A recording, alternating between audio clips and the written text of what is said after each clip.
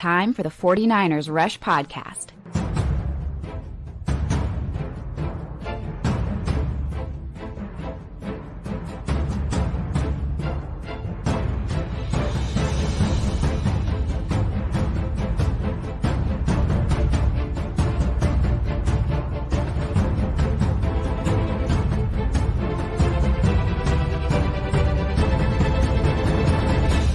And here's your host, John Chapman.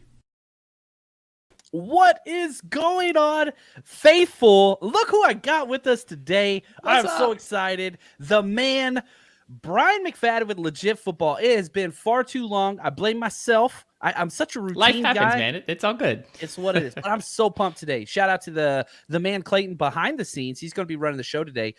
We were texting. He's like, dude, we got to get Brian back on the show. And I was like, dude, 100%.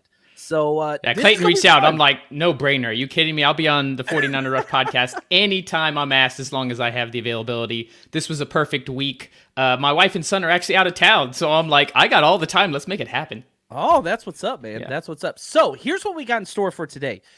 You know, off-season content's fun for me because you get to visit a lot of topics kind of outside of the 49ers. And what better person to do that with Brian?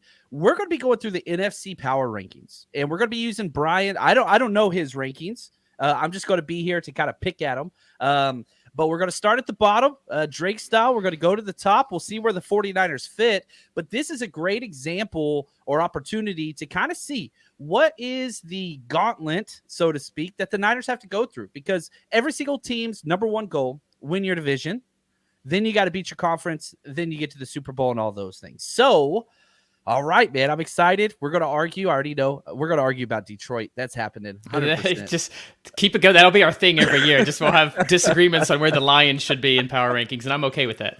I love it. I love it. So, as always, if you have questions, Clayton's going to be starring those. We'll get to those probably towards the end of the episode, and we'll try to jump in some of those questions. But let's start. 16. Dead last in the NFC. Who stands there for you, buddy? This is probably the easiest one to do in the entire power rankings, unless we had the AFC, and the Chiefs would easily be one. And that's the Arizona Cardinals. I already had it typed in. And they I don't know a single analyst that would put anyone other than the Cardinals at 32nd because they know they're the worst roster. In fact, if there's one thing, I know there's no Cardinals fans in the chat here, but Cardinals fans, if you happen to be listening to a 49ers Rush podcast, the hope is for next year. They actually, Monty Ossenfort made some fantastic moves with the 2024 draft in mind. So they already know, look, this year is a wash. They got rid of multiple veterans, and they had J.J. Watt retire, and they didn't really add anything in return. So they know that they're going to lose. They're in one of the tougher divisions, at least with two of the teams in the NFC West. So you got to admire that they have a strategy, I guess, John. That's all I can say. When that trade happened, when they fell back from 3 to whatever, it got those future 11 picks, I was so mad. I was so mad because I don't want Caleb Williams in our division. Now, real quick, I don't mind spending a little extra time on these NFC West teams. Yeah. My question to you is this. Let's say they tank, they get the number one overall pick. Do they take Caleb Williams? With that absolutely. Crazy contract that Kyler, he's got $55 million next year on the cap. Next year. Yeah. But you don't pass up an opportunity like that. You've got a brand new GM, brand new head coach and coaching staff. They didn't draft Kyler. Even the guys who did draft Kyler might have a little buyer's remorse at this point. Nothing against Murray's talent. That has never been the question. But you got into the contract issue where they're telling him not to play video games and to watch tape. That's an issue. Add on the fact that he's had injury issues and he's coming off an ACL where he's going to, in all likelihood, at least miss the first half of the season. They could get to a point, John, where neither him, the Cardinals organization, nor Murray and his camp will want to get him out there. They're going to be out of playoff contention basically right away. So you might just keep him on the shelf and try to get some draft compensation, sending him to another team who's desperate, who maybe doesn't get the Drake May, Caleb Williams sweepstakes in 2024. But yes, if you're at that top pick, I think you can't do anything other than take who's, from what we know, another generational Andrew Luck, Trevor Lawrence type quarterback prospect at number one. Oh, I like it. Man, it's good to have Brian back. I like just like soaking in all this stuff. It's awesome. Yeah, Rick says many red flags with Kyler, and they're not stopping. They keep adding on. All right, let's go to number 15 in your NFC West power rank or NFC power rankings. Who you got? Well, John, you're probably going to want to spend a little more time on this one as well because we've got the Los Angeles Rams. Whoa. Now, here is one thing about the Rams. There actually is quite a bit of uncertainty because they have an insane amount of rookies. I believe it's an unprecedented amount. I think they had close to 40 rookies on their roster after the draft. So they could just by pure volume, they could have some hits in there. They still have Aaron Donald. Stafford, we hear is healthy and looked good in camp. Cooper we heard that Kupp last coming year back. too, right? We did hear that last year. You and I were speculating on how bad that elbow was. Now he's got the neck thing too. So you still got at least the core that won you the Super Bowl. You have a whole bunch of rookies. You don't know what you have. So 15, as it stands now, completely plausible. I don't think even if the rookies hit, they're going to be in playoff contention. But I think there's a chance they could win more games than they won last season if some of these rookies end up panning out. Yeah, I mean, I think there's no way they get to 8 wins, right? Like even if they get 6 or 7, they're going to improve on their 5 wins from 2022. That's what I'm saying. In an NFC in general that is not nearly as strong as the AFC, they could sneak through a few wins. You could have an Aaron Donald disruption game. You play the Cardinals twice. I mean, you can give them 2 victories most likely there. There's some other teams in the NFC that are weak. There's a whole conference, the NFC South, that up in the air. So I don't think they're in playoff contention. They could end up being higher on the power rankings towards the end of the regular season, but now there's so much uncertainty we have to put them at 15. Yeah, the thing that cracks me up is all the positivity coming out about Stetson Bennett. Like that is just every time I hear, I'm just like, oh boy, like go ahead, guys. Just bring it here's in. the thing: if you're the Rams and like the Cardinals, you're out of playoff contention pretty early. There were questions about whether forget Stafford's health. There were questions about whether Stafford would even continue playing and that he might retire. Why not throw in Stetson Bennett towards the end of the season just to see what you have? I'm not saying he's the savior. Everybody wants the next Brock Purdy, right? Which is good to be the team that got Brock Purdy. Congrats, guys. But if you're the Rams, why not give this guy who's last year? They didn't even have a pick. They pulled their guys. So, yeah, I will say this. Congrats to McVay. They announced they got a kiddo Daddy coming, McVay. Which is awesome. Actually, on Father's Day. Nice announcement. I want McVay out of coaching because I want to listen to him in the booth, to be honest with you. Like, selfishly, I think McVay is pretty good at what he does. Do I like his attitude and all those things? Not too much, but I do like it when he talks. So, we'll see. He's been to 2 Super Bowls already, and he's still like 36 or something. You can't deny his talent as a football mind, and yes, it would be nice to hear what he has to say at Amazon. There we go. All right, let's go to number 14. So this is a team that won their division with a losing record with the greatest of all time at quarterback. And guess what? He retired. He's told us like 3 or 4 times through various videos. That's the Tampa Bay Bucs. Interestingly enough, John, their roster is fairly intact. It's not that dissimilar from the team that won the Super Bowl just a couple seasons ago. But the quarterback position, the most important position at all, there is a training camp battle between Baker Mayfield and Kyle Trask. That's nobody's idea of excitement. A lot of their star players, Levante David still playing at a high level, but he's getting up there in age. Shaq Barrett getting up there in age. They did re-sign, some of their secondary help. So they have pieces, but their offensive line got much worse last year. But most importantly, the quarterback is bad. They need a running game. Leonard Fournette's gone, and he didn't do anything. I just can't get excited about them. I'm going to be confidently put them at 14 here. Yeah, they're weird because I don't think that they're going to be like a 6-win team.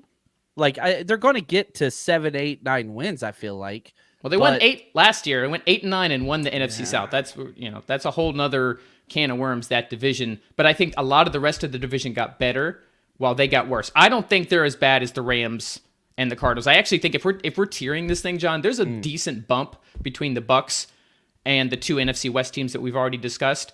But it's just that they won 8 games with Brady and their division got better. So even if it's only 5, 6, 7 wins in this jumbled middle of the NFC, I'm pretty confident putting them at 14. I like it. All right, 13. Next one up.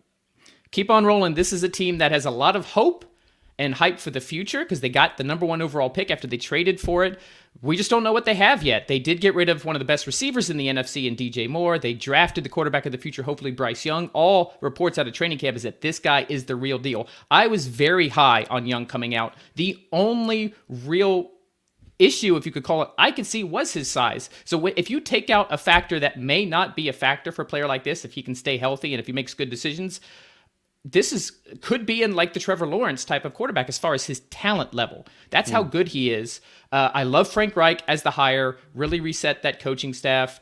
But we, just like the Rams, there's just so much that we don't know yet. We can't project too much based on rookies. I don't like to project that. So until we show what they can do, they do still have some young pieces on defense. Derek Brown, J.C. Horn, Brian Burns. They brought on Von Bell to shore up their safety from Cincinnati. But there's still a lot of uncertainty, so it could be a good season in a weak division, but for now, I'm going to keep them where they are at 13. The Panthers are interesting. One, just the Niners ties, right? Like, it was such a fun game. We go to Carolina last year. They're handing out fire rule shirts, as Panthers fans are walking in, beat the brakes off of them. They fire their coach. They trade us their best player. Then they get Darnold, right? And what's it called? Our new defensive coordinator steps in, does a hell of a job. We get both those guys too. So like we got their coach fired. They traded his best player. We got their quarterback that, won 4 out of 6 games. We got their DC. I don't know. The Panthers, I just feel like there's like a 49ers connection. East. Yeah. Yeah, there we go. We just kind of took them all. And right here, David says, great to see legit football back on 40 Hours Rush. David. Guys, if you have not yet, this is what you got to do. Type in legit football. The podcast is incredible. It's on YouTube. How often are you guys recording right now? So we have both podcasts. We have the Legit Football podcast on Monday and Friday, which I do not host anymore. I'm actually hosting it this week, though, because I have the time. But we have 30 Minutes of Football that I do host on Wednesdays. We also have the Legit Football newsletter, which is where this all came about. And our social media is on fire. We have interns that work for us now that's putting all sorts of amazing content on every platform you can think of, except Snapchat. We don't really do anything on Snapchat. So yeah, just Google Legit Football. There's lots of stuff to choose from. I freaking love it. Awesome. And Clarzard says, got to give Bryce Young a little optimism.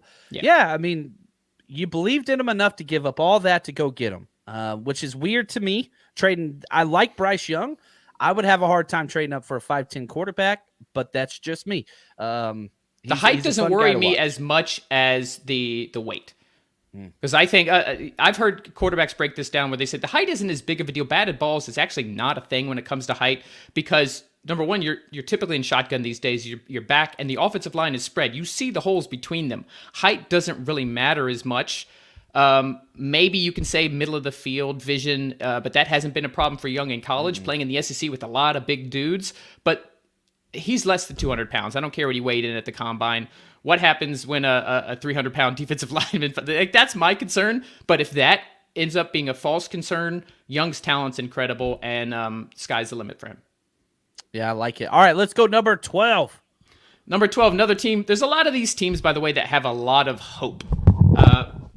My microphone falls down. The mic is disagreeing. It doesn't want me to hype up this team. Just mic dropped it. I like it. I did, but the mic dropped itself, which is strange. Let's go ahead and say the Chicago Bears, another team that Arrow is certainly looking up. They had an issue with their passing game, an issue with pass protection, and an issue on defense. They added 2 of the best linebackers available, TJ Edwards, and I can't remember the other linebacker they got. Drawing a blank. On offense, they added DJ Moore, who we mentioned just left Carolina. Their offensive line actually gelled and played better towards the end of the season last year, and they drafted an offensive lineman in the first round. So, and third year of Justin Fields. So you have a lot of these kind of arrow pointing up things with Chicago right now. Another division that with Aaron Rodgers out the door is really wide open. Multiple divisions like this in the NFC.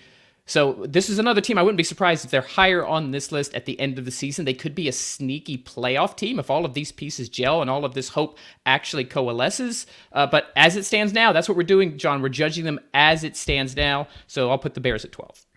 They're weird for me. 10 straight losses to end the year. And I know everybody got so pumped about Justin Fields, but that was a fantasy-like bump. He was not performing well. running the ball incredibly well. Right. But like those 10 losses, I think they had like 2 games within 1 score. Like they were getting the doors blown off. So I like that there is hope here, and I'm pulling for them just because the Bears have been so historically bad. I do like Justin Fields. I don't know about this coaching staff. I just 12, I think, is a good spot. But yeah, they're I am not high on the coaching staff yet. Eberflus hasn't done much there. But it's all hope. It's projection. That's what we're saying. I wouldn't be surprised if they move up, but as it stands now, they've got to keep them where they are at 12. I like it. Shot J says, listening while driving to the car wash. Don't forget to like, subscribe, Patreon. I like it. Thank you. John, I want to quickly just address a question by Big Papa in the chat. He asked about vision over the center of the field, a problem for short quarterbacks. Yes, it is. Like that is the one area of concern for short quarterbacks. If you look at Kyler Murray, that's actually been one of his issues in Arizona is they can see better. The vision is more direct to the outside of the numbers. Where when you got linebackers going on, if you're 5'10", 5'11", it's a little bit harder to see those crossers, to kind of see those deep ends. Doesn't mean it can't work, but yes, that is a legitimate concern from scouts, for people who study quarterbacks, is shorter quarterbacks and the center of the field. I like it. Always good question from Big Papa. Great answer there. All right, let's go number 11, and we got Don Burr in the chat. What's up, Don? He shows up every Lions offseason. Fan. He should stick around. He'll like where I put Detroit, maybe not where John. We're going to argue about that. We're going to argue. Okay, all right. Number 11. So this year, every year you have like a team. I think Detroit was it for me last year. I'm a Dolphins fan, for those who've never watched the show before and don't know that. But I always tend to have a team, maybe 2, in the offseason who's coming up that I kind of fall for. And this year's the Atlanta Falcons. So I have them at 11. Because once again, yet another team with a whole lot of hype. They added a ton of pieces, especially on defense in the offseason. They basically added a whole bunch of guys from the Saints. They added the co-defensive coordinator for the Saints to be their primary DC. They added David Onyemata, Caden Ellis, guys I'm really high on. Calais Campbell, still playing at a decently high level. Love that man. Bud Dupree, just for some extra rotational pass rush. And they got Jesse Bates, the other safety from Cincinnati. On paper, this looks like a dramatically improved defense, which was their biggest weakness last year. Let's go to the offense. One of, if not possibly the best, or at least top 3 offensive lines in the NFL last year. I don't know that it gets enough pop, especially running the ball. They kept Caleb McGarry. They signed Chris Lindstrom to an extension, even though he wasn't due yet. They had a 1,000-yard rusher in Tyler Algier, and then they added Bijan Robinson, who apparently going to use all over the field. Kyle Pitts coming back. Drake London going into year 2.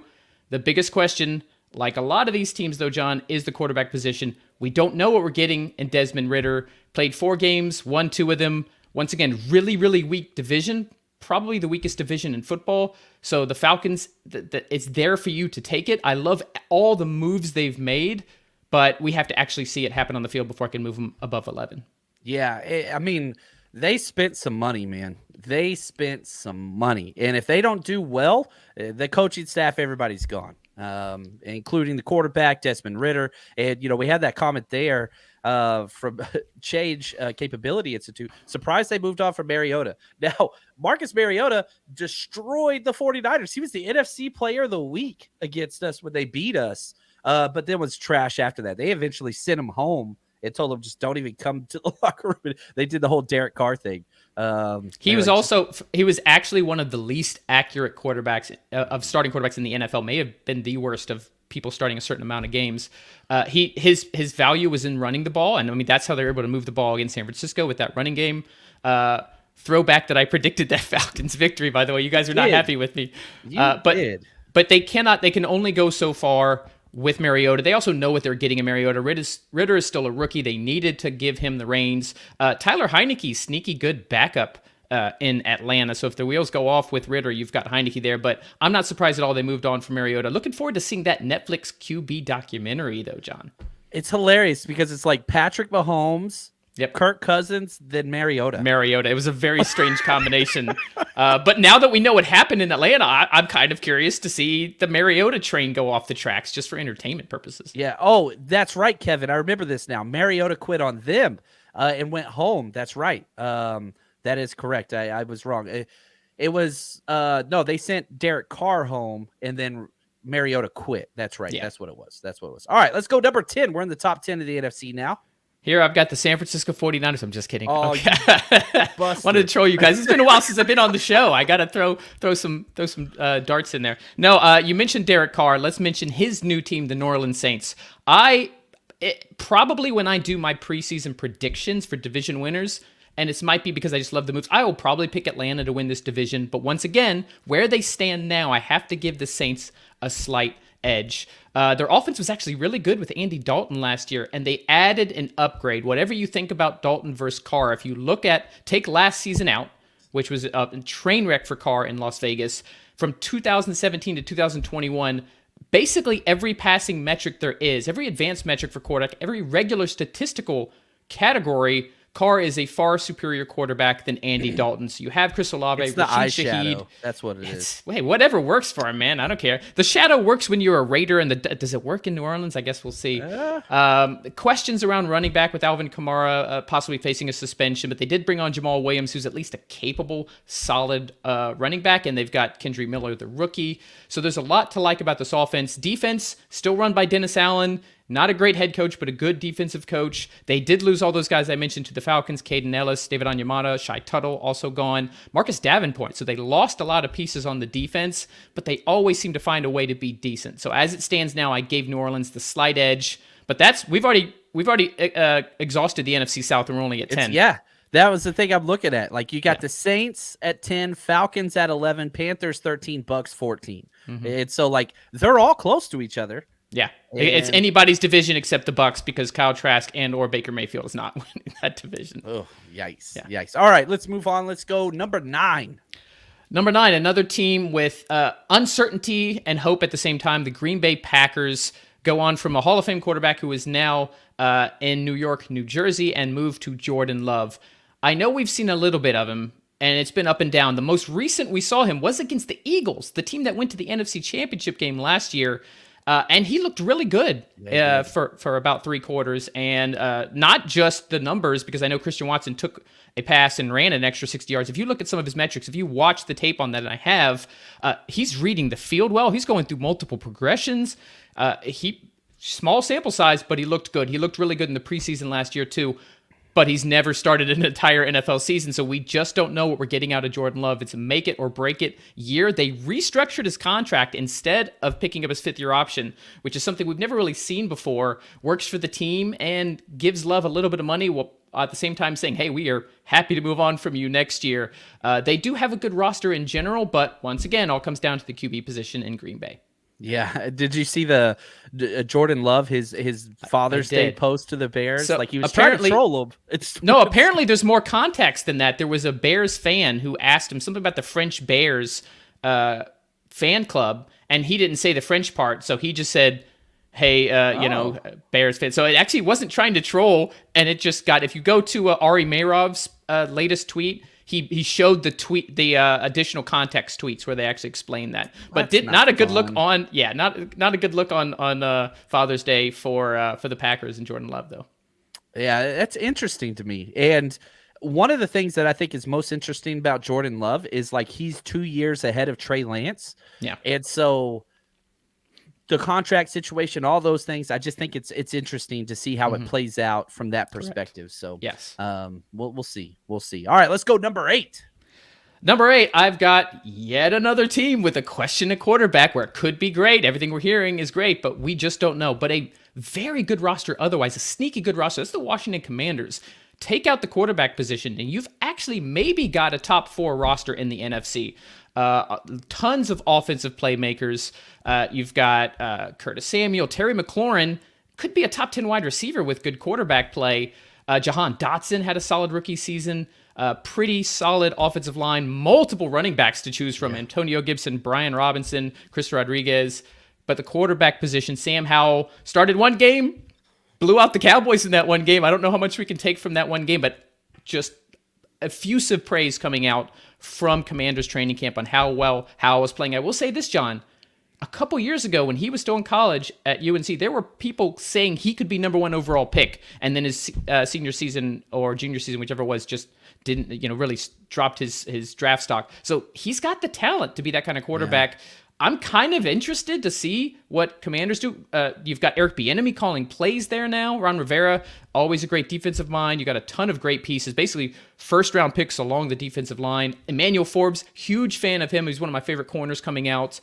Ball hawking corner that's making a lot of plays in camp. So I'm kind of excited to see what Washington does.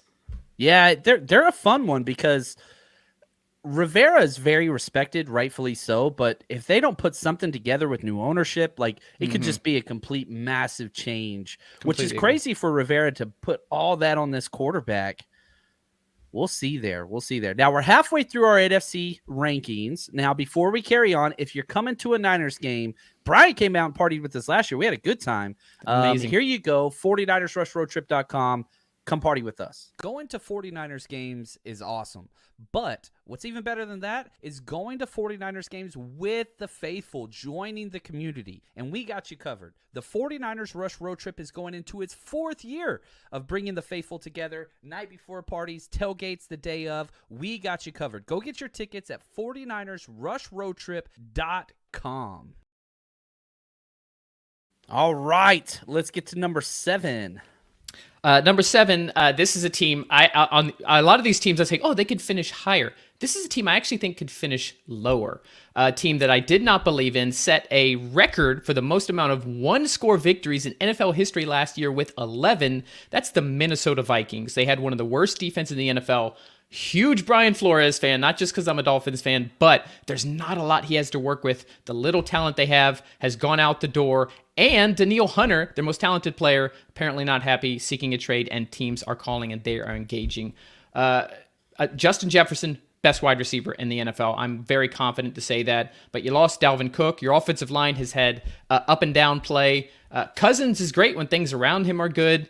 And more than anything, you cannot count on a team winning that many one-score games. There are too many fluky, luck-based things that happen in any particular NFL game for you to count on any team to win 11 games by one score. I don't care how good you are. That's going to regress. Negative point differential on the season for 11 wins and division winner. How is that possible?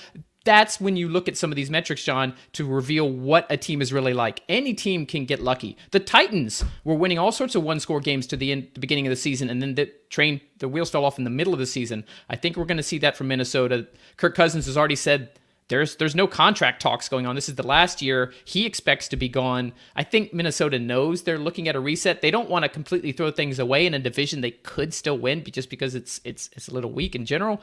But yes, I'm not high on Minnesota. I could see, if we have this conversation towards the end of the regular season, they could be much lower than 7. But for now, in a jumbled NFC, we'll stick them right at the edge of the playoffs. Yeah, and I don't know, man. They're trying to blow up their own team. They're done. Yeah, I don't know what their goal is, but Kirk Cousins said, he's fine playing out the last year of his deal, doesn't want a new deal. It's just, I think this is over. The Giants just boat raced them in the playoffs, which was hilarious. All right, let's keep it going. Also predicted that, by the way. Knew the Giants were going to. Dude, you were on fire last year. My record, if you compare, I would have been at the highest win percentage of analysts across the NFL. It was nearly 70%, and I picked every game in the entire NFL season in the playoffs. You did, because you did your confidence rankings, and whenever I was doing our teaser bets, a lot of times I would check those out and be like, all right, Brian knows what he's talking about. So, you made us some money, so I appreciate that, buddy. All right, let's go number 6. All right, number 6, another team that I think they overachieved last year, but I love their coaching staff. I do think they got better, especially in the draft, but still a lot of missing pieces. That's the New York Giants.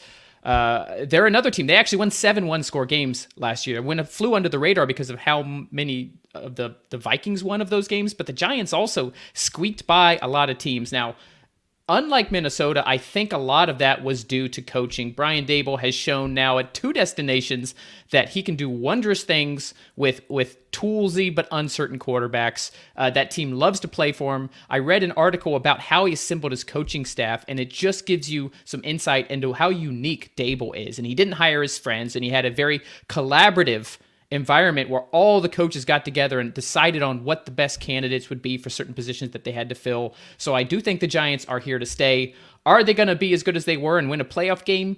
Probably not, but who knows, in a wide open NFC. Daniel Jones, they just paid him. Saquon, another big X factor here. Will said he will not play on the tag. Apparently, they're still in current negotiations, but as it stands now, he's said he's willing to sit out the whole season. That's a big question mark with the Giants. I just can't believe in Daniel Jones. Like, I just can't do it. I don't think he's good. I think he's average at best, which you could win in the NFC with an average as best quarterback. But like you said, I think the ceiling is what they did last year with this roster. I do agree. So I'm not a Daniel Jones believer, just so we clear.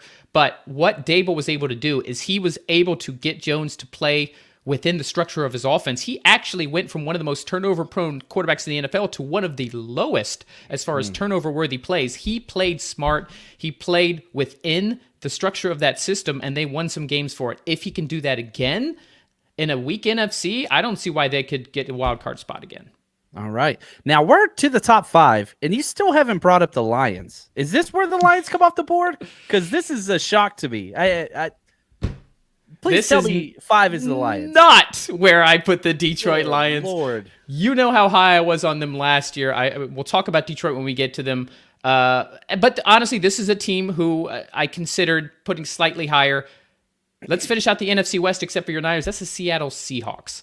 What I like about what Seattle did is they were able to overachieve in a year that a lot of people, myself included, wrote them off. They were number 32 last year on this show in my preseason power rankings. The Seahawks were. Boy, did they prove me wrong. And they did it with a lot of rookies. They basically had one of the best rookie classes in 2022.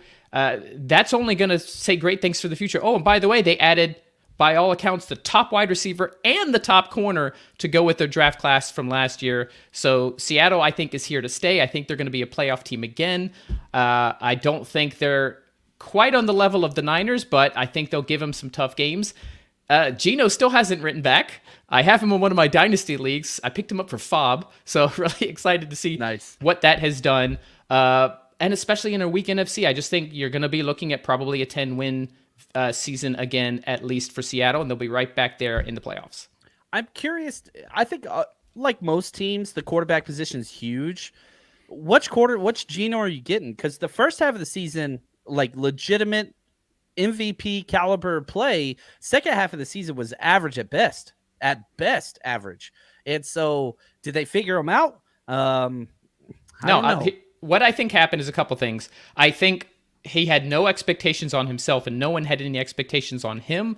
On top of that, the offensive line played very well for the first half of the season. Those two rookie tackles and Abraham and Lucas played above what anybody thought they would play right away. They regressed a little bit towards the end of the year. It doesn't mean I don't think they're good tackles. I just think they came out gangbusters and then kind of came back down to earth a little bit. So his protection was not as good. The run game wasn't as good towards the second half of the year, especially with Kenneth Walker started getting injured. And the defense wasn't able to hold up against certain games. I think the Germany game was a turning point against the Bucs. I actually picked them to win that game. Tom Brady said, "No, I'm Tom Brady. I'm not going to let Seattle beat me in the first NFL game in Germany."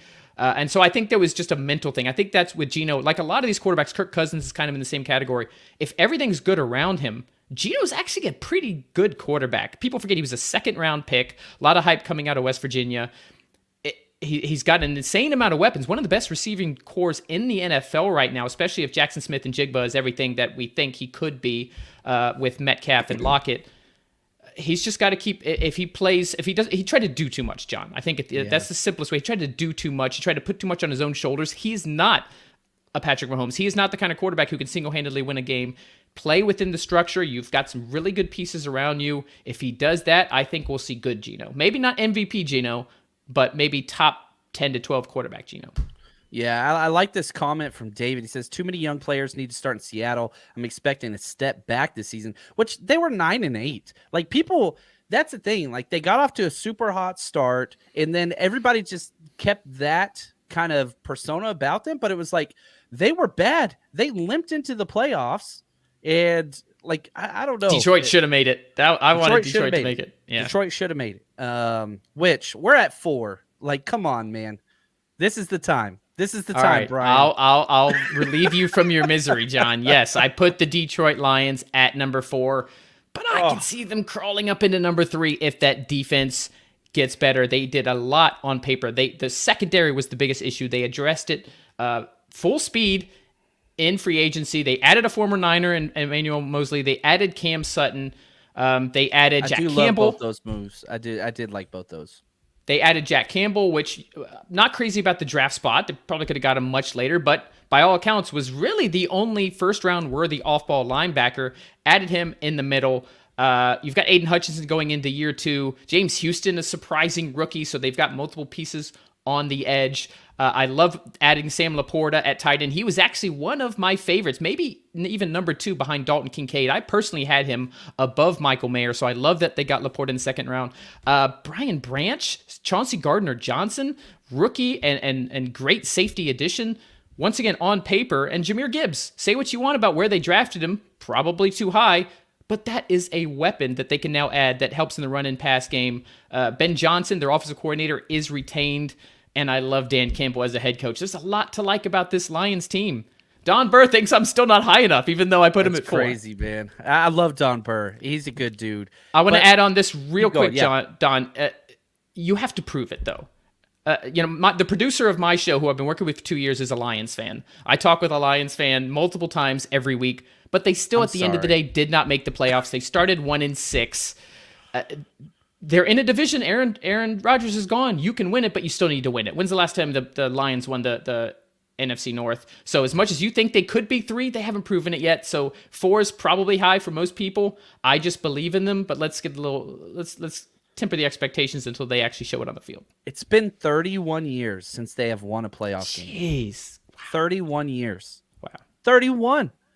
Big Papa says teams play hard for their coaches, going to be worth a couple wins every. But see, here's my thing. Like I've been around coaching staffs with that rah, we're going to fight everybody, and it works to start. Eventually, after year after year after year of hearing that, it starts to dissipate. At some point, you have to bring a scheme advantage against your opponents, and I just don't see that with this team. They had the 32nd ranked defense last year. I know that they added all these guys, yes, but their locker room is trash. How many players did they got suspended for gambling? Like the most, I think it's 6. I think it was total of 6. Yeah. Jameson Williams was the only one who's could be a significant contributor, but he didn't start until the end of the season last year anyway. Like I said, I love Ben Johnson as an offensive coordinator. I think he doesn't get enough. I think he'll be one of the top head coaching candidates next year. Detroit versus their damn selves. Could be. That's awesome. But let's remember the division. I mean, Aaron Rodgers is gone. We just talked about how the Vikings are sliding in the opposite direction. The Bears have a lot of hope, but they still were one of the worst teams in the NFL last year. Jordan Love, who knows what you're getting there. This is a division is wide open for the Lions. They finished with a winning record, knocked the Packers off. They were this close, and they seem on paper to have only gotten better. I'm not predicting they're going to go to the Super Bowl, but I think the Lions are here to stay to win this division and maybe make some noise in the wild card round. And so I think they're going to win the division as well. I would have put them 6th. I'd put them ahead of the Vikings. I'd put them 6th. And right here, Don, he says, that's not rah, it's fundamentals. Ben Johnson, best OC in football. I don't disagree. Well, I do disagree. Well, best OC in football. Let's. No. He's good. He's very good. Yeah, but their defense is absolutely horrid. Yeah. They are never fundamentally sound on defense, and they brought back Aaron Glenn, who I like. Aaron Glenn. Questionable, yes. But they extended him. I just, and everybody wants to talk about their streak down the wire. Listen to the teams they beat. I think there's 2 or 3 quality wins. They beat the Packers, who were terrible, the Bears, who lost 10 straight. They beat the Giants. They beat the tar out of the Giants. I think that's one quality win. They beat Jacksonville. That's a quality win. Then they beat Minnesota, not a quality win. The Jets, they were done by that point. Got blown out by Sam Darnold and the Panthers. Then beat the Bears, then beat the Packers. So you got 2. Now, you only win against your schedule, what's set out. But, people are acting like this team was, knocking everybody. You're beating the terrible Packers. I think the Jaguars, that actually is maybe the most quality victory on there because they beat Jacksonville when Jacksonville was starting to surge and starting to figure things out. I think the Jags would make a lot of noise in the AFC. But I'm still with you. The defense is the question. This offense, they were a top 5 offense last year, John. This offense is not going anywhere. They only added to it. Great offensive line. The defense is the question mark. If they can just get to a top 20 defense, this is a team who can make noise. Yeah. And I think that's what I'm banking on, is that they'll go from 32 to 20. Yeah, I'm with you there. And right here, defense was ranked top 10 last 10 games. Come on, man. You gave up 30 points. I don't know, man. I don't want to go through that. But I like the Lions. I just think everybody's just way too far. I have them 6th. Like, I have them winning the division, but I'm sorry, I don't think a playoff win's coming. They need this year. to prove I hope it. is. They I'll need to pull prove for it. them. I like the Lions. I like Campbell. It's just I don't like them near as much. I think the Hard Knocks bump that everybody like bought in, and the whole time I was like, nope. And I put in big, betting on them not making the playoffs last year, and I got paid off on it. Should they have made it? They got pretty damn close. But yeah, I don't know, man. All right, now we're to the final 3. By the way, how did you get a Lions fan and like is this regular as the 49ers podcast? I mean, I love it, but Don Burrs. Well, so a couple years ago, we opened the season with the Lions. And so Don Burr, who's incredible, he was bouncing around a lot of the 49er shows all offseason, kind of talking trash, which was awesome. And so I freaking love it, man. I love it. Nice. But all right, here we are, the top 3, the creme de la creme. We've got the 49ers, the Eagles, and the Cowboys left. Who you got at number 3? A team that I could see falling down. Another team that as of now, they're going to be number 3, and that's the Dallas Cowboys. How much does losing Kellen Moore hurt? How much does Mike McCarthy coming in, saying he's going to call the plays? Last time he called the plays, ended up getting him fired in Green Bay. So I'm not a fan of that, but I do love the pieces, and I love what they've done in the offseason. They really needed an extra legitimate threat outside of CeeDee Lamb. They went and got Brandon Cooks. Say what you want, he's a little bit older, but the guy just racks up 1,000 yards like it's nothing. They needed help in the secondary, Stephon Gilmore, and Gilmore doesn't need to be the CB1. You've got Trevon Diggs there. Gilmore can be an amazing number 2. Everything out of camp is that that Gilmore has looked the part. So I love the pieces. I love that they addressed very direct needs. They were a playoff team last year, blew the doors off the Bucs, but I just don't know what I'm getting in Mike McCarthy. So this could be one of those where the Cowboys could be out of the playoffs, right? If the Commanders take a leap, if the Giants stay right where they are, if the Lions, if this thing goes off the rails, and Dak's another one. Dak, unlike Geno, is when things are good around him, he can be a top 5-6 quarterback. Mm-hmm. But he also has the capability, led the NFL in interceptions last year, to fall off in the other direction. I just don't know what we're getting with McCarthy. It's so many unknowns in the NFC with so many of these teams. That's a big one, but in the meantime, I'll keep him at 3. Yeah, I think coaching matters. Like, that's what it is. And, the 49ers knocking the Cowboys. What's up, David Walder? David's, just for those people that know in the chat, he's making fun of everybody. David was my mentor teacher, so to speak, back in Texas. We worked together. Huge Cowboys fan. Not the smartest guy, obviously, but a really good guy. Really good guy. I love you got him. Lions guys. You got Cowboys guys hanging out in the 49ers Rush chat. But, like, at some point, when is enough going to be enough? You constantly build your team around players with off-field issues, with me-first mentalities and all that stuff, and they might be better players. But whenever it comes down to the wire, you put Zeke at center with the game on the line, getting blown up. Don't know how to manage the clock with Dak because the coach goes like, "Oh, it's a perfect call," whatever. Like, they're just not well coached. It's just not it. And the one bright spot is Kellen Moore is now in LA with the Chargers. Right. So I'm worried about how much of a regression. I think the defense will be fine under Dan Quinn. Micah Parsons is already one of the top players in the entire NFL. What a find there. But that offense, short of the pieces, which are good. I'm a huge Tony Pollard fan. Brandon Cooks was a huge addition as well. Correct. But if the play calling is bad, if the in-game decision-making continues to be questionable from McCarthy, I think 3's the ceiling for them. You mentioned, they're not number 3, number 1 in the chat, David. I think 3's the ceiling. I think we could see them actually outperform worse than that at the end of the year. Yeah. They just can't win in the playoffs, man. And so, they're a great team, and I think they're going to be a great team. To be honest with you, if you're looking at rosters, I think you could put any of these top 3 teams 1, 2, or 3, but the coaching aspect makes you want to put the Cowboys lower than 3. I can't put the Cowboys at 1. The top 2 teams we can debate, but the Dallas, like I said, I think this is their ceiling. They could win the East just because nobody ever wins the East 2 years in a row. It's like this weird thing that's been going on for almost 2 decades. But to say that they're a better team than the Eagles and the Niners, it's, I think, yet another tier break, John. I think there's a decent gap between the Cowboys and the top two teams. Yeah, I'm fair with that. David says Dak led the league in picks and didn't even play all the games. That is factually correct. Yeah. And, if you want to talk about Diggs, I love this. Josh, IU torched that man. Just made him look silly. So we'll see. We're going to get a play this year. Week 5. We'll be at that game, baby. 49ers Rush road trip. It's going to be at home. It's going to be incredible. And so I chat all you Dallas peeps. Come on out, man. Let's go. Come That'd party. be a fun we'll game. Party with you Maybe guys. I'll go to that game. I'll find a few Niners games to go to this year. There we go. All right. Now we're to number 2, the runner-up. Who you got, buddy? We have to follow the last thing we saw because there weren't major changes from either of these rosters. There's additions, subtractions. I got to stick with the Niners at number 2 until they get over that hump, until we see them beat the Eagles in the NFC Championship game. I predicted the Eagles to win before the game. I'm a huge Brock Purdy fan. For those that don't know, I've been on Purdy since he started. I've been on this show saying that. But I just think that the Eagles are just there with Jalen Hurts playing at an MVP caliber level. If he can repeat that, they lost some pieces on defense, but they also added some pieces on defense. They also had some young guys. I guess we're talking about both here because there's no surprise. We'll talk about the Eagles and the Niners. Let's just talk about the Niners. That's what we're here for.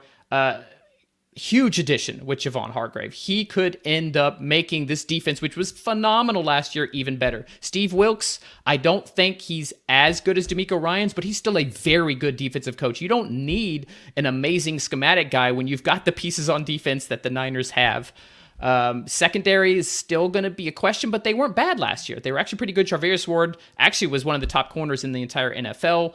So there's not a lot of weaknesses across the board. Biggest question mark, obviously, is quarterback position. It's not because I don't believe in Purdy, but how much does that injury affect him? At what point does he come back at full strength? Even if he starts, is he ready? He might need a few ramp-up games.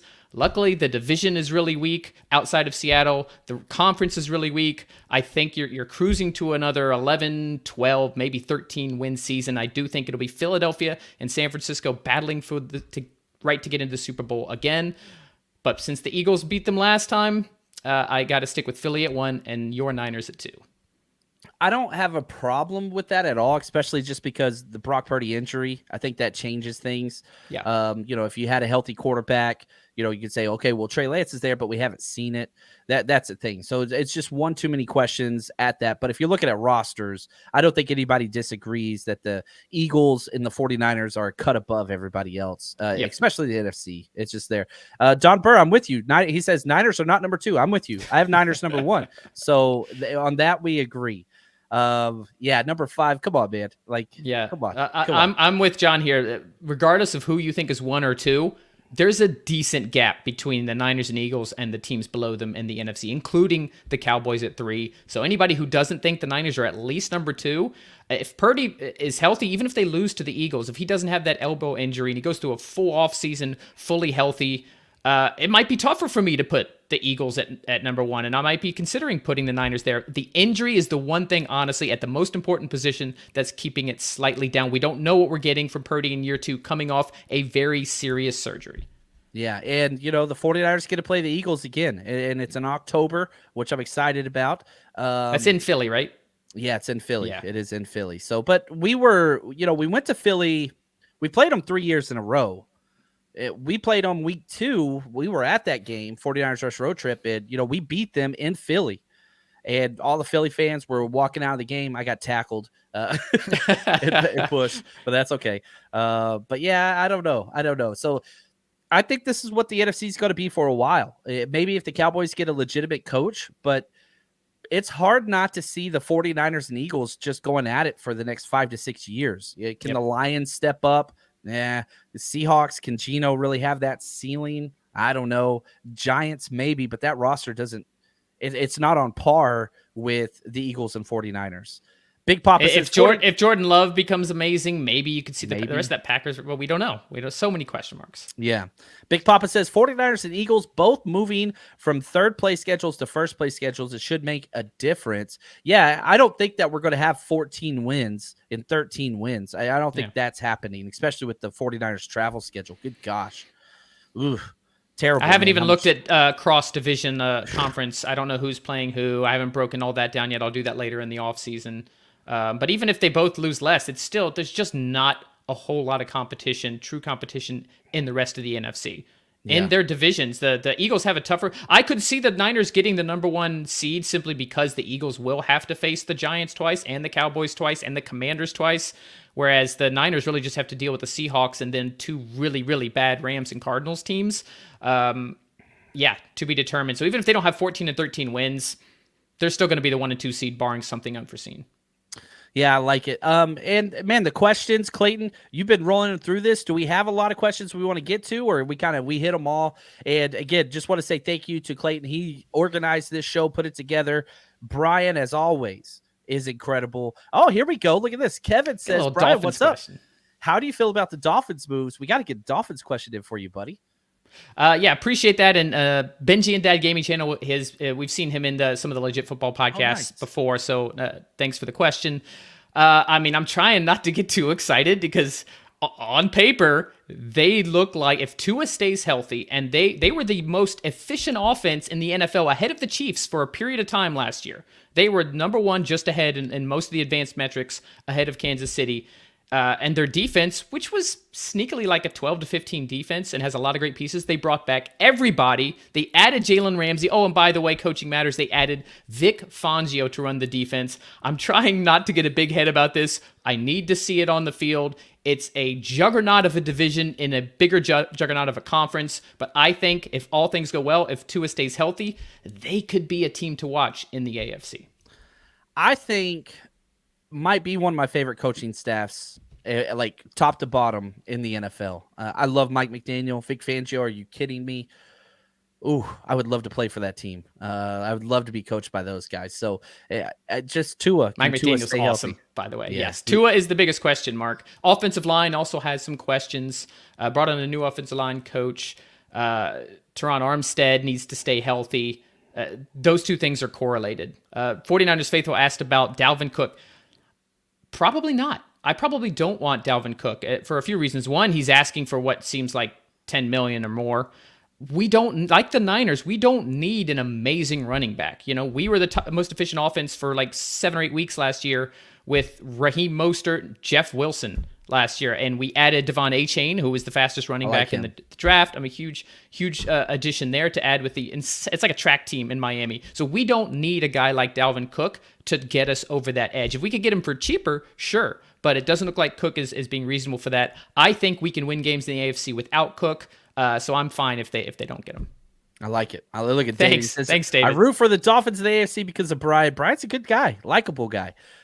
So Brian, one more time, give us a quick spill, legit football, 30 minutes of football, and then we'll dip out of here. Yeah, so most important thing is we have a fully fledged media company now. It all stems from our daily newsletter. If you want the NFL news of the day from across the entire league to your inbox in 5 minutes or less, just go to legitfootball.com, sign up for free, and then you'll get 5 days a week all the NFL news throughout the season and the offseason. Check out our podcast. Just go to YouTube, Legit Football NFL Podcast, and 30 Minutes of Football. Go across our social media. Follow all our fun stuff. It's always a pleasure to be on here with you, John. Appreciate the invite. Awesome, man. All right. Till next time, you guys know how we do it. Stay strong, faithful.